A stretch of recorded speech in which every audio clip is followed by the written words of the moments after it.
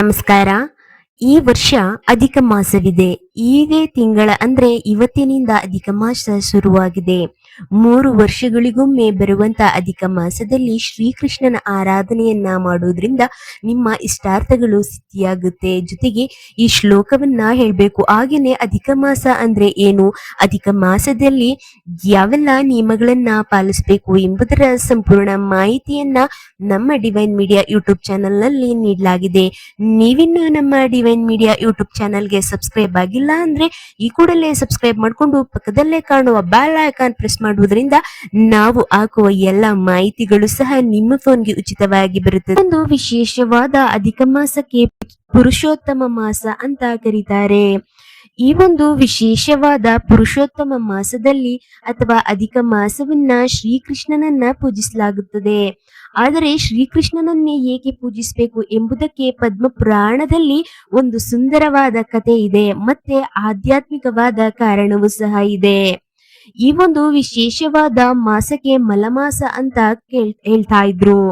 ಚಾಂದ್ರಮಾನ ಮತ್ತು ಸೌರಮಾನ ಕ್ಯಾಲೆಂಡರ್ಗಳ ವ್ಯತ್ಯಾಸದಿಂದಾಗಿ ಈ ಹೆಚ್ಚುವರಿ ತಿಂಗಳು ಅಂದ್ರೆ ಅಧಿಕ ಮಾಸ ಸೃಷ್ಟಿಯಾಯಿತು ಅಂತ ಹೇಳಲಾಗ್ತದೆ.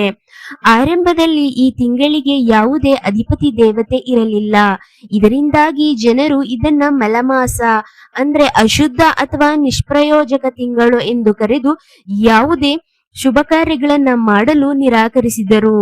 ಇದರಿಂದ ಅತ್ಯಂತ ದುಃಖಿತನಾದ ಅಧಿಕ ಮಾಸದ ಪುರುಷ ಅಂದ್ರೆ ಅಧಿಕ ಮಾಸದ ವ್ಯಕ್ತಿ ರೂಪವನ್ನ ಅಧಿಕ ಮಾಸದ ಪುರುಷ ಅಂತ ಕರೀತಾರೆ. ವೈಕುಂಠಕ್ಕೆ ಹೋಗಿ ಭಗವಾನ್ ವಿಷ್ಣುವಿನ ಬಳಿ ಶರಣಾಗಿ ತನ್ನ ಕಷ್ಟವನ್ನ ಹೇಳಿಕೊಂಡನು. ಇದರಿಂದ ದುಃಖಿತನಾದ ಅಧಿಕ ಮಾಸನ ಮೇಲೆ ಅಪಾರ ಕರುಣೆ ತೋರಿದ ಶ್ರೀಕೃಷ್ಣನು ಅಂದ್ರೆ ವಿಷ್ಣುವಿನ ಪೂರ್ಣಾವತಾರ ಆ ತಿಂಗಳ ಜವಾಬ್ದಾರಿಯನ್ನ ತಾನೇ ವಹಿಸಿಕೊಂಡನು.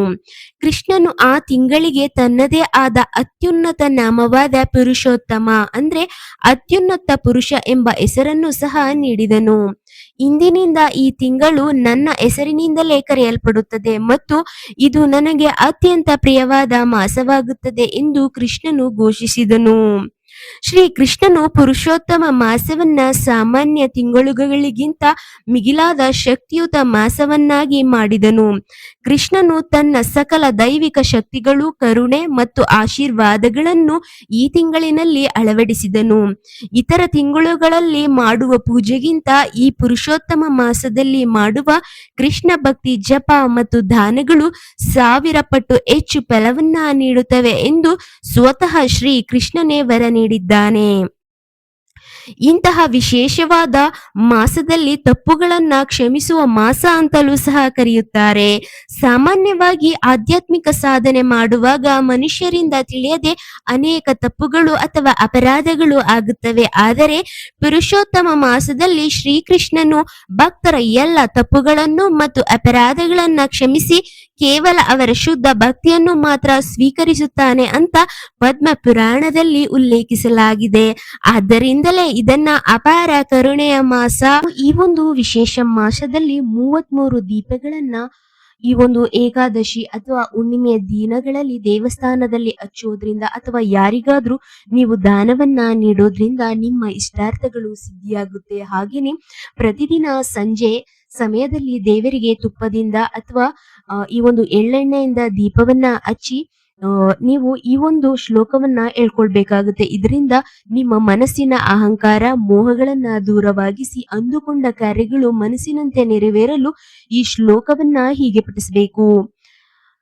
ನಿರ್ಮಾಣ ಮೋಹ ಜಿತಸಂಗ ದೋಷ ಆಧ್ಯಾತ್ಮ ನಿತ್ಯ ವಿನಿವೃತ್ತ ಕಾಮಃ ದ್ವಂದ್ವೈ ವಿಮುಕ್ತಃ ಸುಖ ದುಃಖ ಸಂಜೈರ್ ಗಚ್ಚಂತ್ಯ ಮೂಢಃ ಪದಮವ್ಯಯಂ ತತ್.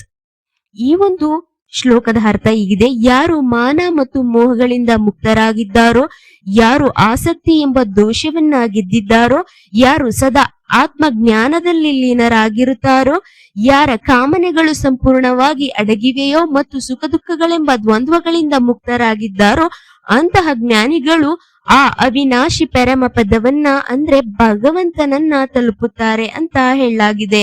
ಹಾಗೇನೆ ಈ ಒಂದು ವಿಶೇಷವಾದ ಮಾಸದಲ್ಲಿ ಸಾಧ್ಯವಾದಷ್ಟು ಮಾಂಸಾಹಾರ, ಆಲ್ಕೋಹಾಲ್ ಹಾಗೇನೆ ಆನಿಯನ್ ಗಾರ್ಲಿಕ್ ಬಳಸದೆ ಆಹಾರವನ್ನ ಸೇವನೆ ಮಾಡಬೇಕು. ಹಾಗೇನೆ ಈ ಒಂದು ತಿಂಗಳಲ್ಲಿ ಮಾಡುವಂತಹ ವ್ರತ ಮತ್ತೆ ಪೂಜೆಗೆ ಸಾಕ್ಷಾತ್ ಶ್ರೀ ಕೃಷ್ಣನ ಆಶೀರ್ವಾದ ನೇರವಾಗಿ ಹಾಗೇನೆ 1000 ಪಟ್ಟು ಹೆಚ್ಚಾಗುತ್ತೆ ಅಂತ ಹೇಳಲಾಗುತ್ತದೆ. ಇಂತಹ ವಿಶೇಷ ವಿಸ್ಮಯ ವಿಭಿನ್ನ ಮಾಹಿತಿಯನ್ನ ತಿಳ್ಕೊಂಡಿದ್ದೀರಾ ಅಲ್ವಾ? ಹಾಗಿದ್ರೆ ಜೈ ಶ್ರೀ ಕೃಷ್ಣ ಅಂತ ಕಮೆಂಟ್ ಮಾಡಿ. ಹಾಗೇನೆ ಮತ್ತಷ್ಟು ಇಂತಹದೇ ವಿಶೇಷ ದೈವ ಮಾಹಿತಿಗಾಗಿ ನಮ್ಮ ಡಿವೈನ್ ಮೀಡಿಯಾ ಯೂಟ್ಯೂಬ್ ಚಾನಲ್ಗೆ ಭೇಟಿ ನೀಡಿ. ಅಲ್ಲಿಯವರೆಗೂ ಹರೇ ಕೃಷ್ಣ.